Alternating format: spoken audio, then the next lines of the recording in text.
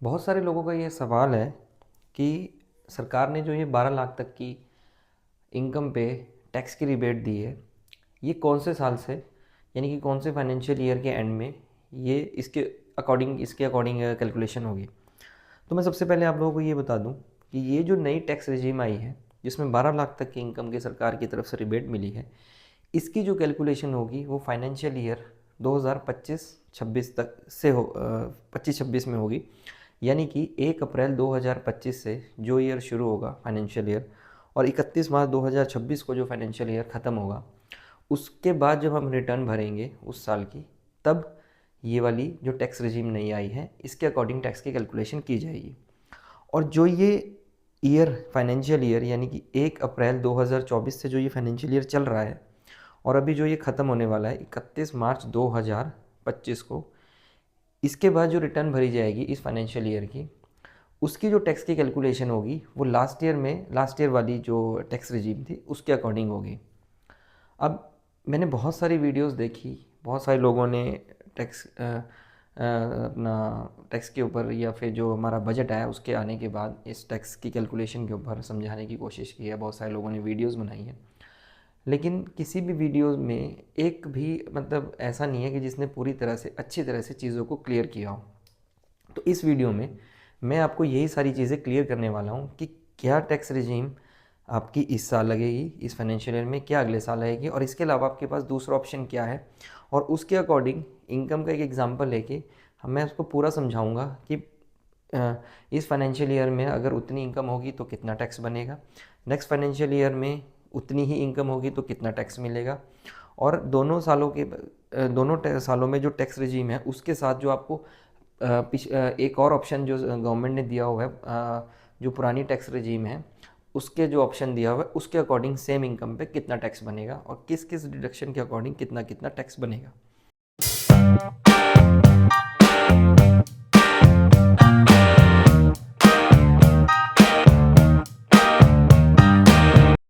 तो सबसे पहले मैंने अपने पीछे एक चार्ट बनाया हुआ है। सबसे पहले मैं आपको दिखा देता हूँ कि ये जो चार्ट है, यहाँ पे जो मेरी हेडिंग है वो है टैक्स कैलकुलेशन फाइनेंशियल ईयर 2025-26, यानी कि जो 1 अप्रैल 2000, यहाँ पे लिख देता हूँ मैं, 1 अप्रैल 2025 से 31 मार्च 2026, इस फाइनेंशियल ईयर में क्या टैक्स की कैलकुलेशन बनेगी। तो सबसे पहले मैं आपको समझा देता हूँ कि जो नई हमारे पास क्या ऑप्शन है। पुरानी एक जो पहले से टैक्स रिजीम बनी आ रही है जिसमें कुछ डिडक्शंस मिलती है वो क्या है, और जो नई टैक्स रिजीम आई है वो क्या है। तो सबसे पहले अगर आप देखेंगे न्यू टैक्स रिजीम के अंदर जो गवर्नमेंट ने हमें ऑप्शन दिया है वो है नंबर 1 पे कि 4 लाख तक की इनकम पे गवर्नमेंट कहती है कि 4 लाख तक की अगर कोई इंसान 4 लाख रुपए तक कमाता है एक साल के अंदर तो उससे गवर्नमेंट कोई टैक्स नहीं लेगी। मतलब उस पर ज़ीरो टैक्स है, नील टैक्स है उसकी इनकम पे, उसे कुछ नहीं शो करना, कुछ नहीं दिखाना, वो नील नील की रिटर्न भर सकता है। उसके अगला आ जाता है कि कोई भी इंसान अगर 4 लाख 1 रुपये से लेके 8 लाख रुपए तक कमाता है तो उसकी इनकम पे 5 लाख रुपए टैक्स है। उसके बाद अगर वो 8 लाख 1 रुपये से लेके 12 लाख रुपए तक इनकम करता है तो उसकी इनकम पे 10% का टैक्स है। अगर वो 12 लाख 1 रुपये से लेके 16 लाख रुपए की इनकम करता है, करेगा मतलब ये सारे करेगा होगा मतलब नेक्स्ट साल में, तो उसकी इनकम पे 15 लाख रुपए का टैक्स लगेगा। अगर कोई इंसान 16 लाख 1 रुपये से लेके 20 लाख तक करेगा तो 20%, 20 लाख 1 रुपये से लेके 24 लाख तक करेगा तो 25%, और 24 लाख 1 रुपये से लेके उससे ज़्यादा करेगा तो 30% उसकी इनकम पे गवर्नमेंट उससे टैक्स लेगी। असेसमेंट ईयर जब वो 26-27 में अपने 25-26 फाइनेंशियल ईयर की रिटर्न भरेगा। और अगर डिडक्शंस की बात करें तो गवर्नमेंट ने स्टैंडर्ड डिडक्शन दी है 75,000, लेकिन ये जो डिडक्शन है ये सिर्फ और सिर्फ सैलरीड सैलरीड प्लस पेंशनर, कोई भी गवर्नमेंट एम्प्लॉय पेंशन ले रहा है तो वो किसी भी डिपार्टमेंट का हो सकता है, तो सैलरीड प्लस पेंशनर को अगर इस किसी भी कैटेगरी में आएगा तो उसे 75,000 की छूट दी जाएगी। लेकिन अगर कोई सैलरीड और पेंशनर नहीं है तो ये छूट उसके लिए नहीं है। 75,000 रुपये की जो स्टैंडर्ड डिडक्शन है उसको नहीं मिलेगी। अब ये कैसे मिलेगी, कितनी कितनी कैसे ये टैक्स बनेगा, ये मैं आपको नेक्स्ट स्टेप में समझाऊंगा। अब हम अगर आ जाते हैं कि कोई इंसान अगर 2025-26 में, फाइनेंशियल ईयर 2025 में इसके अकॉर्डिंग टैक्स नहीं भरना चाहता, तो उसको गवर्नमेंट ने एक और ऑप्शन दिया हुआ है जो कि पहले से चलता आ रहा है। इसमें कुछ भी नया नहीं है, इसमें कुछ भी चेंज नहीं किया, लेकिन इसमें कुछ डिडक्शंस दिए। वो क्या है वो मैं आपको समझा देता हूँ। ओल्ड टैक्स रिजीम, यानी कि जो सेकंड ऑप्शन है जिसके अकॉर्डिंग वो अपनी रिटर्न भर सकता है। 2.5 लाख तक की इनकम पे गवर्नमेंट कहती है कि कोई भी इंसान अगर 2.5 लाख तक की इनकम करता है, ये पुरानी चलती आ रही है और आगे भी ऐसी है, अभी नेक्स्ट फाइनेंशियल ईयर में तो सेम ही है, कोई चेंजेस नहीं आया इसमें। तो 2.5 लाख तक की इनकम पे कोई भी इंसान को गवर्नमेंट कोई टैक्स नहीं लेगी। अगर 2.5 लाख, 2,50,000 एक रुपये से लेके 5 लाख तक की इनकम अगर वो करेगा तो उस पर 5% टैक्स लगेगा। अगर 5 लाख एक रुपये से लेके 10 लाख तक की इनकम करेगा तो उस पर 20% का टैक्स लगेगा। और अगर 10 लाख एक रुपये से लेके उससे ज़्यादा अगर वो इनकम करेगा तो उस पर 30% का गवर्नमेंट उससे टैक्स लेगी। लेकिन इसके अंदर कुछ डिडक्शंस दी गई हैं जो कि इसके अंदर नहीं है। लेकिन स्टैंडर्ड डिडक्शन अगर हम देखेंगे तो 50,000 रुपये की है, लेकिन ये सिर्फ सैलरीड के लिए था। पेंशनर के लिए यहाँ पे कोई ऑप्शन नहीं दिया गया था, सिर्फ सैलरीड को 50,000 रुपये डिडक्शन दी गई है, standard deduction. Under section 87A, ये अंडर सेक्शन 87A इधर भी है और इधर भी है।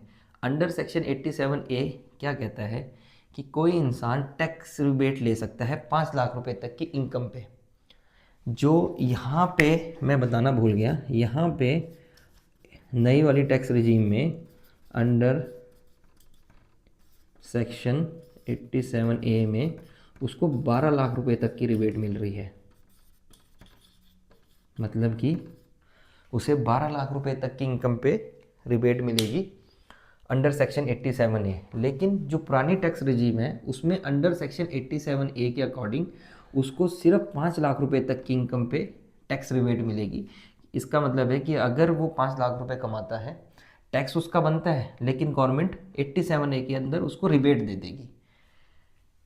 थर्ड उसमें डिडक्शन जो दी गई है वो दी है अंडर सेक्शन 80C और 80D और 80G, इसमें 3 सेक्शन है। 1.5 लाख रुपए तक का वो कोई भी अपनी सेविंग्स दिखा सकता है, या 1.5 लाख रुपए तक की वो अपनी डिडक्शंस दिखा सकता है। वो किन किन के अकॉर्डिंग दिखा सकता है? LIC का अगर वो कोई प्रीमियम पे करता है, हेल्थ इंश्योरेंस अगर उसने कुछ लिया उसका कोई प्रीमियम है उसको HRA मिलता है, LTA मिलता है, leave travelling allowance, home loan का अगर उसने कोई ले रखा है उस पर वो इंटरेस्ट देता है तो उस पर भी उसको ये डिडक्शंस मिल जाती हैं। अब दोस्तों बात करते हैं कि इसमें और इसमें फ़र्क क्या है, कि इंसान ये नहीं ले छोड़ के ये क्यों लेगा और ये छोड़ के ये क्यों लेगा। अब दोस्तों एक चीज़ ध्यान देना कि इसके अंदर आपको सिर्फ और सिर्फ 75,000 की डिडक्शन मिली है, लेकिन इसमें बहुत सारी डिडक्शंस हैं। अब जिस आदमी के पास LIC प्रीमियम तो यहाँ भी भरेगा यहाँ भी भरेगा तो कोई बड़ा फ़र्क नहीं आएगा, लेकिन हेल्थ इंश्योरेंस में भी यहाँ पे तो कुछ नहीं मिलेगा, यहाँ पे बहुत मोटा फ़र्क नहीं आएगा। लेकिन कुछ केसेस में ऐसा होता है कि एम्प्लॉई जो होता है उसको HRA बहुत ज़्यादा मिलता है, लीव ट्रैवलिंग अलाउंस बहुत ज़्यादा मिलता है, होम लोन का वो बहुत मोटा इंटरेस्ट पे कर रहा होता है। तो वो इंसान के लिए मेरा ये मानना है कि वो इंसान के लिए ये वाला इसके अकॉर्डिंग वो अपनी रिटर्न भर सकता है। और अगर कोई बिज़नेस वाला है उसको तो ये सारी चीज़ें नहीं मिलती हैं तो वो मेरे अकॉर्डिंग इसके अकॉर्डिंग जाएगा। लेकिन फ़ायदा किस में है वो मैं आपको नेक्स्ट स्टेप में समझाऊंगा, इसके अकॉर्डिंग कैलकुलेशन करके और इसके अकॉर्डिंग भी कैलकुलेशन करके। अब दोस्तों इसमें एक बहुत ही कॉमन सवाल बैठता है जो बहुत सारे लोग सोचते हैं, मैं भी सोचता था, हालांकि मैं कोई CA नहीं हूँ, बजट को आए काफ़ी दिन हो गए हैं, मैंने इस पर थोड़ी रिसर्च करी, सारी कैलकुलेशन सीखी, क्या है मुझे भी नहीं पता था क्या क्या ये चीज़ें हैं। मैंने सारी कैलकुलेशन सीखी समझी और तब मैं ये वीडियो आपके लिए बना रहा हूँ, ताकि कोई भी बंदा जिसको थोड़ी नॉलेज लेनी हो या थोड़ा कन्फ्यूज़न हो तो उसको थोड़ा क्लियर हो जाए। अब दोस्तों एक चीज़ समझो, गवर्नमेंट कहती है नई टैक्स रिजीम के अकॉर्डिंग कि हम 87 सेक्शन 87 के अकॉर्डिंग 12 लाख तक की इनकम पे कोई टैक्स नहीं लगेगा और पुरानी के अकॉर्डिंग 5 लाख तक की इनकम पे। तो फिर ये जो स्लैब्स है ये क्या बनी हुई है? दोस्तों इसका ये मतलब है कि गवर्नमेंट कहती है कि 12 लाख रुपए तक की इनकम पे हम आपको टैक्स तो पड़ेगा, 10% आपका टैक्स बनता है, और इधर 5 लाख की इनकम में 5 लाख का टैक्स बनता है। लेकिन अंडर सेक्शन 87 के अकॉर्डिंग गवर्नमेंट आपको रिबेट देती है। इसका ये मतलब है कि आपका टैक्स तो 12 लाख पे बन रहा है, लेकिन गवर्नमेंट आपको 12 लाख रुपए तक की रिबेट दे रही है। तो दोस्तों ये है रिबेट, ये है रिबेट, 5 लाख तक की इनकम पे टैक्स की रिबेट। तो इस पर कन्फ्यूज नहीं होना है हमने, हमारा टैक्स बन रहा है लेकिन गवर्नमेंट हमें इस पर रिबेट दे रही है। हो सकता है नेक्स्ट बजट में गवर्नमेंट इसको 12 लाख से उठा के 16 लाख कर दे, 15 लाख कर दे। वो गवर्नमेंट जो ऐसा सोचेगी, जैसा उसको समझ में आता है वो वैसा करेगी, वो हमारा मैटर भी नहीं है अभी, वो उस पर हमें भी सोचना भी नहीं है। तो समझने वाली बात यही है कि टैक्स हमारा बनता है, लेकिन गवर्नमेंट हमें रिबेट देती है हमारे एक्सपेंसेस को कम करने के लिए, ताकि हमारे पास कुछ पैसा बच जाए।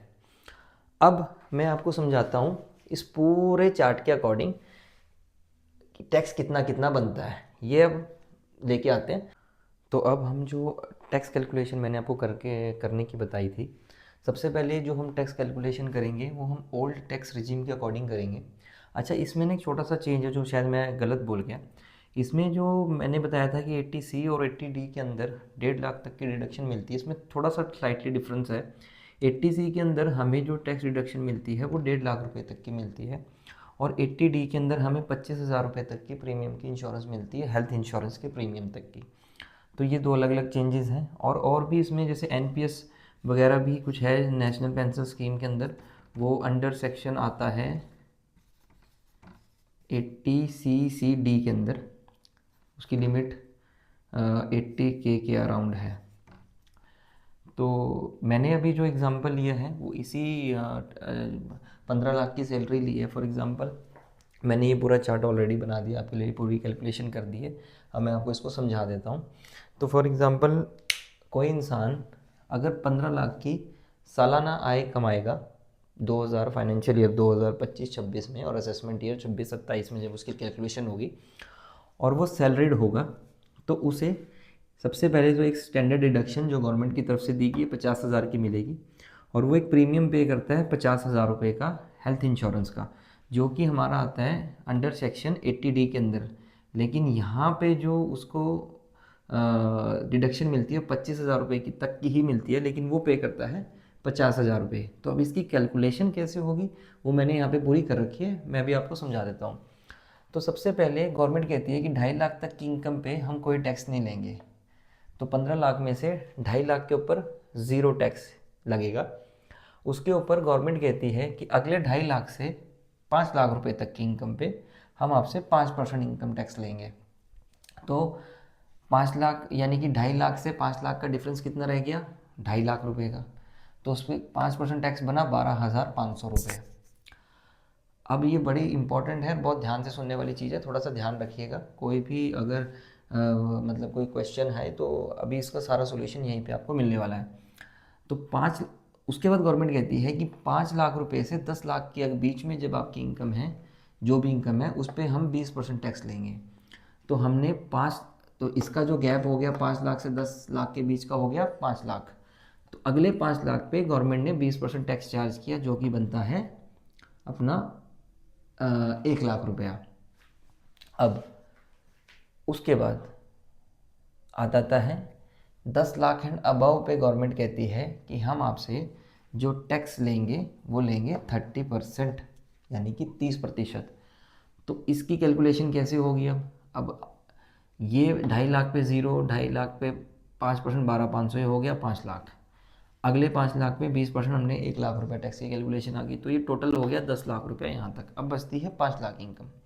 अब गवर्नमेंट कहती है कि 50,000 रुपये की उसकी स्टैंडर्ड डिडक्शन है, तो 5 लाख में से हमने 50,000 माइनस कर दिया, इनकम रह गई हमारी 4,50,000। अब इस 4,50,000 में से उसने 50,000 रुपये का प्रीमियम मिल रहा था, भरा था हेल्थ इंश्योरेंस का। लेकिन सेक्शन 80D कहता है कि वो जो डिडक्शन है उसको उसमें सिर्फ आपको 25,000 रुपये तक की ही डिडक्शन मिलेगी। तो अब हम इसमें से क्या कर सकते हैं कि भाई 50,000 तो लेस कर नहीं सकते, नॉर्म्स गवर्नमेंट के हैं, तो 25,000 ही हमने इसमें से लेस किया। तो अब हमारे पास जो इनकम बची वो बची 4,25,000 रुपया। अब ये 4,25,000 रुपये पे हमारा जो टैक्स लगेगा वो लगेगा 30%। तो 4,25,000 रुपये का जब हमने 30% टैक्स निकाला तो ये हमारा बन गया 1,27,500 रुपया। जब हमने ये तीनों टोटल करे, टोटल टैक्स निकालने की बात हो रही है, यहाँ पे मैं लिख देता हूँ। तो टोटल टैक्स जो हमारा बना 12,500 प्लस 1,00,000 प्लस 1,27,500, तो ये टोटल बना 2,40,000 रुपया। अब गवर्नमेंट कहती है कि जो भी आपका जितना भी टैक्स आपका बनेगा उसके ऊपर गवर्नमेंट जो है वो एक सेस चार्ज करती है 4%। मतलब इस चीज कैलकुलेशन से होने के बाद जो आपकी टोटल आप जो टैक्स बनेगा उसके ऊपर गवर्नमेंट 4% आपसे टैक्स लेगी, 4% आपसे सेस लेगी। ये पुराने वाले टैक्स में भी था, स्लैब्स में भी था, ये हर साल चलते आ रहा है, ये नए वाले टैक्स रजीम में भी है। तो ये 4% सेस तो आपको लगेगा ही लगेगा जितना भी आपका टैक्स बनता है। तो जब 2,40,000 का हमने 4% सेस निकाला तो वो अमाउंट बनती है 9600 रुपया। 9600 रुपया इस टैक्स में जब हमने ऐड किया तो हमारा टोटल टैक्स पेबल हमारा बना 2,49,600। इतना टैक्स हम गवर्नमेंट को पे करेंगे। ये हमारा टैक्स बनता है ओल्ड इनकम के अकॉर्डिंग। तो ये मैंने जो आपको पूरा का पूरा समझाया कि 15 लाख की इनकम पे कितना टैक्स उसको पे करना पड़ेगा। अब इसमें एक सवाल है जो आप लोग भी सोच रहे होंगे और जो बहुत कॉमन सवाल है कि गवर्नमेंट कहती है कि अंडर सेक्शन 87A के अकॉर्डिंग 5 लाख तक की इनकम पे कोई टैक्स नहीं है। तो फिर ये टैक्स, इतना टैक्स कैसे बन रहा है? 5 लाख की इनकम पे तो कोई टैक्स होना ही नहीं चाहिए। तो इसका सिंपल सा सवाल ये मतलब आंसर ये है इसका सिंपल सा कि गवर्नमेंट कहती है कि आपको हम 5 लाख की इनकम पे कोई टैक्स नहीं देंगे और 50,000 रुपये की स्टैंडर्ड डिडक्शन भी देंगे। लेकिन अगर आपकी इनकम इससे ज़्यादा हो जाती है, मतलब कि 5 लाख प्लस 50,000, 5,50,000 रुपये तक की इनकम पे सैलरीड पर्सन को कोई टैक्स नहीं लगेगा। और अगर यही कोई बिजनेसमैन है या कोई अदर प्रोफेशन का है तो उसको 5 लाख की इनकम तक कोई टैक्स नहीं लगेगा। लेकिन अगर आपकी इनकम 5 लाख से ज़्यादा हो जाती है तो आपको डिडक्शंस तो सारी मिल जाएंगी, लेकिन जितना टैक्स आपका यहाँ पे बन रहा है आफ्टर ऑल डिडक्शंस वो आपको पूरा पे करना पड़ेगा। तो इसका मतलब ये है कि गवर्नमेंट कह रही है कि 5,50,000, 5,40,000, 5 lakh up to 5,50,000 after all deduction के बाद अगर आपकी इनकम 5,50,000 रुपये तक ही बनती है तो हम आपसे कोई टैक्स नहीं लेंगे, आपकी इनकम जो है वो टैक्स फ्री है, आपको रिबेट दे दिया जाएगा। उससे ज़्यादा अगर आपकी इनकम बनती है, फॉर एग्जांपल आपकी इनकम बनती है 5,60,000 रुपये आफ्टर ऑल डिडक्शंस बनती है, तो उस पर आपको टैक्स देना पड़ेगा जितना टोटल टैक्स बनेगा सारी कैलकुलेशन के अकॉर्डिंग। अब हम बात करते हैं ये जो ओल्ड टैक्स रिजीम था, अब बात करेंगे हम न्यू टैक्स रिजीम के अकॉर्डिंग कि न्यू टैक्स रिजीम जो आई थी अभी 2025-26 में जो लागू होगी उसके अकॉर्डिंग सेम इनकम पे सेम उसकी इन्वेस्टमेंट्स पे डिडक्शन, वहाँ पे थोड़ी डिडक्शन बढ़ गई है क्योंकि 50,000 रुपये की जगह वहाँ गवर्नमेंट 75,000 रुपये की अब डिडक्शन दे रही है, स्टैंडर्ड डिडक्शन। और अगर वो सेम प्रीमियम पे करता है तो उसका टैक्स कितना बनेगा। तो दोस्तों अगर हम लोग अब न्यू टैक्स रिजीम के अकॉर्डिंग अगर हम लोग टैक्स कैलकुलेट करते हैं सेम इनकम पे 15 लाख रुपए के ऊपर, तो ये मैंने पूरा चार्ट बना दिया है। इस साइड मैंने पूरी कंडीशंस लिख दी हैं और इस साइड मैंने कैलकुलेशन करके दी है आप लोगों को एग्जांपल के साथ। तो जैसे कि 4 लाख तक की इनकम पे कोई टैक्स नहीं, 4 लाख से 8 लाख पे 5%, 8 लाख से 12 लाख पे 10%, 12 लाख से 16 लाख पे 15%, ये पूरी स्लैब्स बनी हुई है। इसमें एक बड़ी खास बात देखने के लिए है कि इसमें हर एक में 4-4 लाख का कैप दिया गया हुआ है, लेकिन जो पिछली स्लैब्स है उसमें किसी में 3 लाख, किसी में 4 लाख, स्लैब में अकॉर्डिंग अकॉर्डिंग उनकी अमाउंट चेंज होती जा रही है, लेकिन इसमें हर एक स्लैब में आपको 4 लाख का डिफरेंस देखने को मिलेगा। ये बहुत ही कैलकुलेशन को ईजी करने के लिए है। गवर्नमेंट ने किस हिसाब से बनाया वो मुझे नहीं पता, बट मैं अपनी वैसे ही कैलकुलेशन बता रहा हूँ कि कैलकुलेशन करने बहुत ईजी पड़ेगा। अब इसमें डिडक्शंस जो अंडर सेक्शन 87A के अंदर डिडक्शन मिलती है, गवर्नमेंट कहती है कि 12 लाख की अगर आप इनकम करेंगे तो हम आपसे कोई टैक्स नहीं लेंगे अगर वो बिजनेसमैन हो। लेकिन अगर आप सैलरीड भी हो तो हम आपको जो डिडक्शन 50,000 थी हम आपको 75,000 रुपये की स्टैंडर्ड डिडक्शन दे देंगे। यानी कि अगर सैलरीड पर्सन है तो वो 12,75,000 रुपये तक उसकी इनकम पे कोई टैक्स नहीं लगेगा। लेकिन इसके अंदर जो 80C और 80D के अंदर जो 1.25 लाख की 1.5 लाख की एक थी, और हेल्थ इंश्योरेंस वाले के अंदर 80D के अंदर 25,000 रुपये की एक जो डिडक्शन मिलती है, वो इसमें ज़ीरो है। वो डिडक्शन यहाँ पे नहीं दी जाएगी, वो सिर्फ पुराने वाली जो टैक्स की स्लैब चलती आ रही है उसी में दिए जाएगी। इसीलिए हमें ऑप्शंस दिए गए हैं, या तो आप, अगर आपके पास ये सारी इन्वेस्टमेंट्स हैं और इसमें आपका टैक्स बच सकता है तो आप उसके अकॉर्डिंग रिटर्न फाइल कर दीजिए, नहीं तो आप इसके अकॉर्डिंग रिटर्न फाइल कर सकते हैं। अब आ जाते हैं इसकी कैलकुलेशन पे। तो मैंने वही सेम एग्जांपल लिया है कि पर्सन जो है वो सैलरीड है और उसकी 15 लाख की इनकम है और उसको स्टैंडर्ड डिडक्शन मिलती है 75,000 रुपये की, लेकिन वो एक हेल्थ इंश्योरेंस का प्रीमियम भी पे करता है 50,000 रुपये का। लेकिन ये इंश्योरेंस का प्रीमियम तो उसे मिलेगा ही नहीं इसी डिडक्शन, क्योंकि यहाँ पे तो ज़ीरो है, तो इसको ये डिडक्शन उसको नहीं मिलेगी। तो अब हम आ जाते हैं कैलकुलेशन पे। तो 4 लाख तक की इनकम पे 0% टैक्स है, तो 4 लाख पे उसको कोई टैक्स नहीं पड़ा। अगले 4,01,000 रुपये से लेके 8 लाख तक की इनकम पे, यानी कि अगले 4 लाख पे उसको 5% टैक्स लगा, जो अमाउंट बनती है 20,000 रुपये। उससे अगली 8,01,000 से अगेन 12 लाख की इनकम का जो डिफरेंस बना 4 लाख रुपये फिर बनता है। तो अगली 4 लाख पे उसको फिर टैक्स बना 10%, तो उसका टैक्स बना 40,000 रुपये। अब अगली जो स्लैब है वो है 12 लाख से 16 लाख की, लेकिन उसकी जो सैलरी है वो है 15 लाख रुपये, तो 16 लाख से कम है 15 लाख रुपये। तो हमने इसकी कैलकुलेशन मैंने आपको दिखाई है कैसे होगी। तो 15 लाख की अगर उसकी इनकम है और स्लैब है 12 लाख की, तो डिफरेंस कितना रह गया 3 लाख का। यहाँ पे तो 4-4 लाख का था, लेकिन उसकी डिफरेंस इनकम का डिफरेंस रह गया 3 लाख। अगर वो 16 लाख ही कमाता तो डिफरेंस रहता 4 लाख, लेकिन उसकी 15 लाख है तो हमने उसकी इनकम से डिफरेंस निकाला, हमने 15 लाख में से 12 लाख निकाल के 3 लाख का डिफरेंस रह गया। अब इस 3 लाख के ऊपर उसको एक डिडक्शन मिल रही है 75,000 रुपये की। तो 75,000 जब हमने लेस किए तो उसकी जो लास्ट में इनकम बची वो बची 2,25,000 रुपये, जिस पे उसको टैक्स लगेगा। तो जब 2,25,000 रुपये की इनकम पे उसको टैक्स लगना था इस वाली स्लैब के अकॉर्डिंग, 15%, तो उसकी जो अमाउंट आई 2,25,000 रुपये, उसको टैक्स बना 33,750 रुपये। अब उसका टोटल टैक्स कैसे बनेगा? 20,000 रुपये हमने ऐड कर लिए, 40,000 रुपये ऐड कर लिए, 33,750 जब हमने ऐड किए, इसको हमने 1 2 3 नंबर दिया हुआ था इजी इजी करने के लिए। तो जब हम इनको ऐड किया तो ये अमाउंट बनी 93,750, 93,750। अब गवर्नमेंट क्या कह रही है कि इस पे भी मैं सेस लूँगी, मतलब जो आपका टोटल टैक्स बना उसके ऊपर सेस लेती है गवर्नमेंट। ये जो सेस होता है वो हेल्थ एंड एजुकेशन के लिए होता है, हेल्थ एंड एजुकेशन सेस,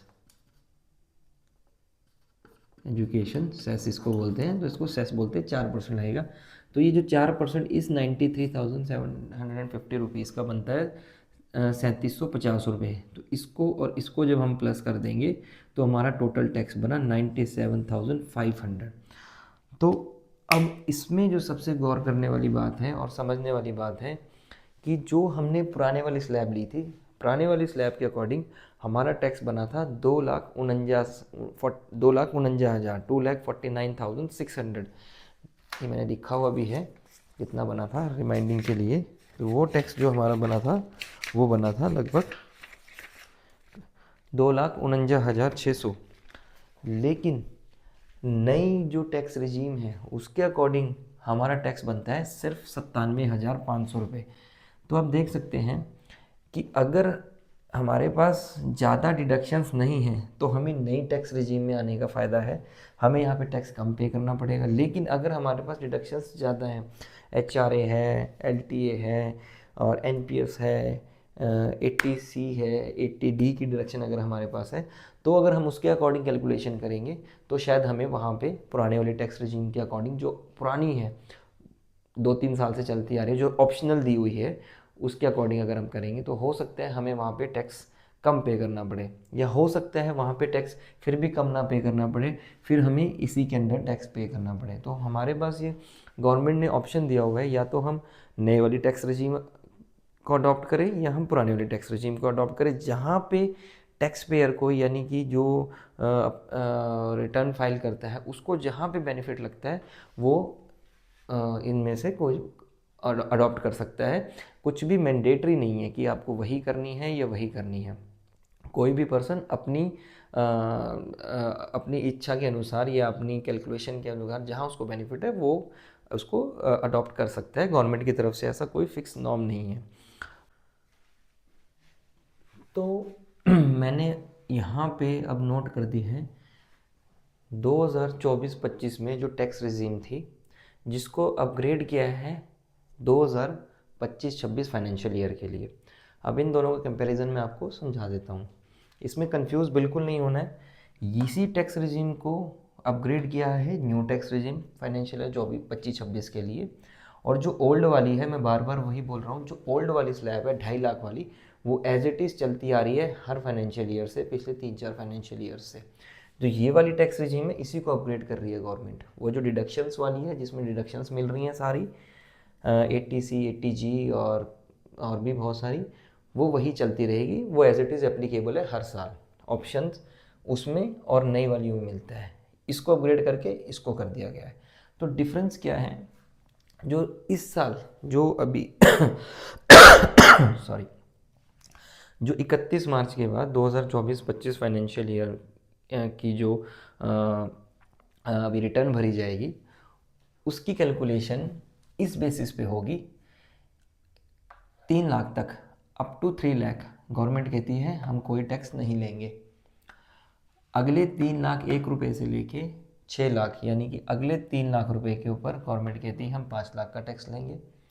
अगले 6 लाख से लेके 9 लाख, यानी कि अगेन ये डिफरेंस जो है वो 3 लाख, यानी अगले 3 लाख जो है उस पर हम 10% का टैक्स लेंगे। और अगले 9 लाख से 12 लाख, यानी कि अगेन 3 लाख के ऊपर जो उससे अगले 3 लाख है उस पर 15 लाख, 12 लाख से 1 लाख पे 15 लाख पे 20%, और 15 लाख 1 रुपये से उससे अबव पे 30%। अब आप यहाँ पे देख सकते हैं कि इसको अपग्रेड कर दिया गया है। पहले 3 लाख था, अब 4 लाख तक कोई टैक्स नहीं है। उसके अगेन अब यहाँ पे 8, इस वाली की जगह 8 लाख आ गया। तो यहाँ पे पहले 6 लाख था, अब 8 लाख आ गया, यानी कि 2 लाख रुपए का फ़ायदा हो गया। यहाँ पे 9 लाख था, यहाँ पे 12 लाख हो गया, यानी कि 12 लाख तक 10%। पहले 9 लाख तक 10% टैक्स लग रहा था।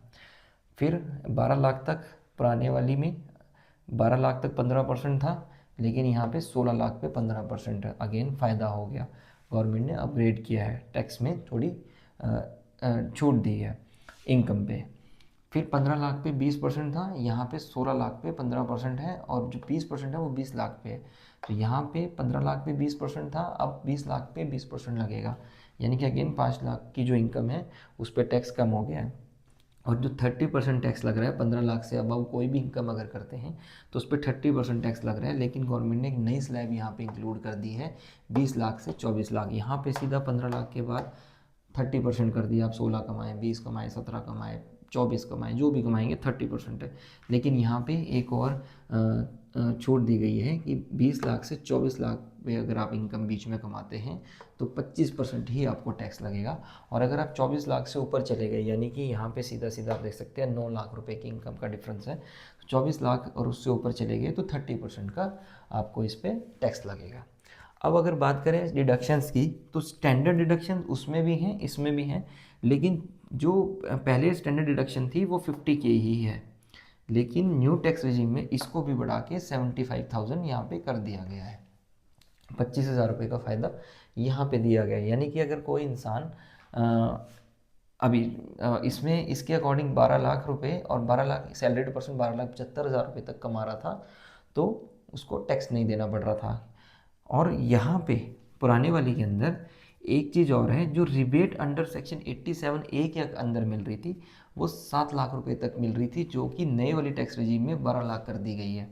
यानी कि अगर कोई इंसान पुरानी वाली टैक्स इस साल जो टैक्स पे करेगा उसकी इनकम 7 लाख है, अगर वो बिजनेसमैन है या अदर किसी इनकम की रिटर्न फाइल करता है, सैलरीड नहीं है, तो वो 7 लाख तक उसको कोई टैक्स नहीं देना है। लेकिन अगर वो सैलरीड है तो 7,50,000 तक उसको रिबेट मिल जाएगी। मतलब अगर वो 7,49,000, 7,40,000, 7,30,000 या 7,50,000 ही कमाता है तो उसको कोई टैक्स नहीं देना है। लेकिन अगर इससे ऊपर आफ्टर डिडक्शन इससे ऊपर उसकी इनकम चली जाती है तो उसको जितना टैक्स कैलकुलेशन के अकॉर्डिंग पर स्लैब के अकॉर्डिंग बनेगा वो उसको पे करना पड़ेगा। तो ये बड़ी समझने वाली चीज़ है दोनों चीज़ों में कि यहाँ पे सैलरीड को 12,75,000 रुपये, यहाँ पे सैलरीड को 7,50,000 रुपये, यहाँ पे अदर देन सैलरीड को 12 लाख रुपए तक की छूट है, यहाँ पे अदर देन सैलरीड को 7 लाख रुपए तक की छूट है। अब मैं इसी वाली जो नई टैक्स रिजीम है इसी को आपको एग्जाम्पल के साथ समझा देता हूँ। सेम एग्जाम्पल हम लेंगे, 15 लाख की सैलरी, डिडक्शंस इसके अकॉर्डिंग, और जो इन्वेस्टमेंट्स उसने की थी जो हमने पिछले एग्जाम्पल में ली हैं 50,000 रुपये की 80 के अंदर, वही हम एग्जाम्पल लेंगे एज इट इज़, और फिर देखते हैं कि हम लोग टैक्स में कितना डिफरेंस आता है। तो यहाँ पे मैंने एग्जाम्पल लिया है सेम सैलरी का, 15 लाख की ही हमने सैलरी ली है। अब हम इसकी कैलकुलेशन कर रहे हैं, जो इस साल 15 लाख इनकम कमाएगा और अब जो रिटर्न भरेगा नई वाली टैक्स रिजीम जो गवर्नमेंट ने लाई थी उसके अकॉर्डिंग, यानी 2024-25 फाइनेंशियल ईयर की जो अब रिटर्न भरेगा मार्च एंड के बाद, 31 मार्च 2025 के बाद। तो अगर कोई इंसान 15 लाख रुपए कमा रहा है तो उसको पहले 3 लाख रुपए के ऊपर कोई टैक्स नहीं देना, स्लैब के अकॉर्डिंग पहले 3 लाख पे कोई उसका टैक्स नहीं है। लेकिन अगले 3 लाख, 3 से 6 लाख रुपए के ऊपर गवर्नमेंट कह रही है कि हम आपसे 5% का टैक्स लेंगे आपके अगले 3 लाख की इनकम पे। तो अगले 3 लाख की इनकम पे 5% टैक्स बना उसका 15,000 रुपये। अब अगली स्लैब है 6 लाख से 9 लाख की, तो अगली 3 लाख पे गवर्नमेंट कह रही है कि हम आपसे 3 लाख पे 10% टैक्स लेंगे जिसका बना 30,000 रुपये, 3 लाख का 10% 30,000 रुपये। अब गवर्नमेंट कह रही है कि अगले 3 लाख यानी कि 9 लाख से 12 लाख पे हम आपसे जो टैक्स लेंगे अगले 3 लाख पे 15% लेंगे, 15%। तो 15% जब हमने टैक्स निकाला तो उसका 45,000 रुपये आ गया अगले 3 लाख पे। अब गवर्नमेंट कहती है कि 12 लाख से 15 लाख के बीच में, 12 लाख से 15 लाख की जो इनकम है उसके बीच में या 15 लाख तक हम आपसे टैक्स लेंगे 20%। अब 15 लाख के लिए तो हमारी अगले 3 लाख पे बनते हैं 20% हमें निकालना होगा, यानी कि 3 लाख का हमें 20% देना होगा। लेकिन वो जो पर्सन है वो है सैलरीड, अगर वो सैलरीड ना होता तब तो हम ये जो 50,000 की स्टैंडर्ड डिडक्शन उसको मिली है ये कैलकुलेट ही ना करते, मतलब लेस ही ना करते और पूरे 3 लाख के ऊपर उसका 20% निकाल लेते, यानी कि मोटा मोटा उसका जो टैक्स आता वो 60,000 रुपये आ जाता। लेकिन अब वो सैलरीड है तो गवर्नमेंट ने बोला है कि भाई आपको हम 50,000 रुपये की एक्स्ट्रा रिबेट देंगे। तो 50,000 रुपये 3 लाख में से हमने लेस किए तो अमाउंट बची 2,50,000 रुपया। अब इस 2,50,000 रुपये के ऊपर गवर्नमेंट ने जो टैक्स के अकॉर्डिंग स्लैब बनता है 20%, तो 20% हमने लगाया तो उसका आ गया 50,000 रुपया। तो अब उसका जो टोटल टैक्स है वो कितना बन रहा है, वो कितना वो पे करेगा इस साल। अब जो रिटर्न भरेगा 15,000 हमने प्लस कर लिया, 30,000 प्लस कर लिया, 45,000 प्लस कर लिया और 50,000 हमने प्लस कर लिया। इसको हमने मार्किंग दिया 1 2 3 4 ईजी करने के लिए। तो इन इसका इसका इसका और इसका, इन सब का जो टोटल बना, इसका इसका इसका और इसका, ये बना 1,40,000 रुपया। और गवर्नमेंट कहती है सेस, तो सेस तो गवर्नमेंट हर बार लेती आ रही है, जितना भी टैक्स बनता है उसके ऊपर सेस लगता है। मैं बार बार बोल रहा हूँ, जो सेस है वो जब आपका टोटल टैक्स बन जाएगा उसके ऊपर कैलकुलेट किया जाएगा। तो 4% जो सेस बना इस 1,40,000 का वो बना 5600 रुपया। जब इन दोनों को हमने प्लस किया तो 1,45,600 रुपये। तो इस साल 15 लाख रुपए कमाने वाला इंसान पे करेगा 1,45,600 रुपये। और अगले साल जो 2025-26 में के फाइनेंशियल ईयर की जब वो रिटर्न भरेगा 2026-27 के असेसमेंट ईयर में, तो सेम इन्वेस्टमेंट्स के साथ सेम डिडक्शंस, मतलब डिडक्शन तो उसमें बढ़ गई 75,000 रुपये, वो इंसान टैक्स भरेगा 2025-2026 फाइनेंशियल ईयर के लिए टैक्स बन रहा था 97,500 रुपये। अब आप देख सकते हैं कि गवर्नमेंट यहाँ पे जो डिफरेंस है वो काफ़ी आ गया है। लगभग जो डिफरेंस आ गया वो आ गया एक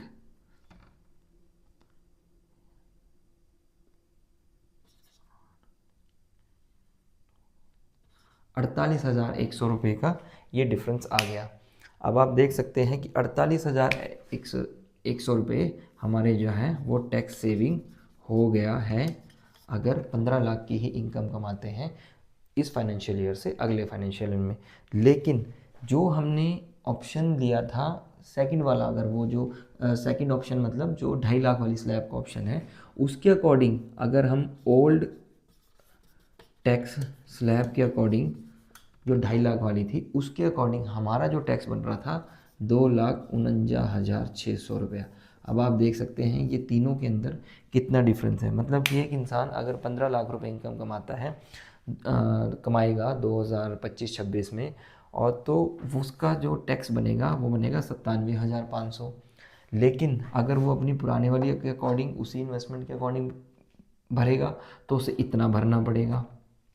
लेकिन अगर वही इंसान इस साल टैक्स 15 लाख रुपए कमा रहा है तो उसको टैक्स भरना पड़ रहा है 1,45,600 रुपये। तो आप देख सकते हैं कि एक टैक्स ये हो गया, एक टैक्स हमारा ये हो गया, और एक टैक्स हमारा ये हो गया।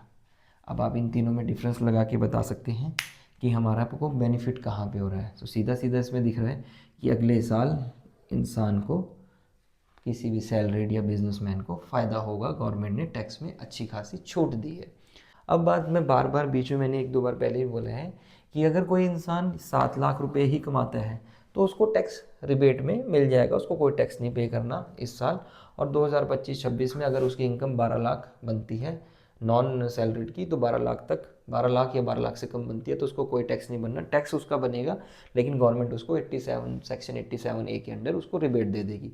लेकिन अगर उससे ज़्यादा बनता है, 12,75,000 रुपये से 12,80,000 भी बनता है, 12,71,000 भी बनता है, तो पूरी इनकम पे जो टैक्स बनेगा स्लैब के अकॉर्डिंग उसको पे करना पड़ेगा। सेम केस इधर है, इस साल है, सेम केस अगले साल है। तो इस केस स्टडी के अंदर, ये पूरी की पूरी केस स्टडी में मैंने आप लोगों को टैक्स की कैलकुलेशन को बड़ा सिंप्लीफाई तरीके से किया है। हो सकता है इसमें भी कुछ कमी रह गई हो, बिकॉज़ मैं भी कोई सीए नहीं हूँ। मैंने भी सीए से बात कर करके, कुछ कैलकुलेशंस कर करके, गूगल से, चैट जीपीटी से बहुत सारी चीज़ें देख देख के ये चीज़ें समझी हैं। हो सकता है मेरी इस कैलकुलेशन में कोई कमी रह गई हो, या मेरी नॉलेज में जो मैंने आप लोगों को इस वीडियो के थ्रू प्रोवाइड करानी चाहिए उसमें कोई कमी रह गई हो। तो वो चीज़ें अगर आपको ऐसा कुछ फाइंड आउट होता है तो वो आप हमें हमारे कमेंट सेक्शंस में जाके बता सकते हैं। आपकी सजेशंस, आपकी कोई भी ऐसी क्वेरी है वो पूरी की पूरी हम लोग एक्सेप्टेबल है। कोई आपको क्वेरी है तो आपको कुछ पूछना चाहते हैं टैक्स से रिलेटेड, इन इस पूरे केस स्टडी से रिलेटेड, तो आप मेरे से बेझिझक पूछ सकते हैं। मेरे कमेंट सेक्शन में जाके आप मुझे मैसेज कर सकते हैं, हम आपके मैसेज का रिप्लाई देंगे। और अगर आपकी कोई सजेशन है तो वो भी पूरी एक्सेप्टेबल होगी।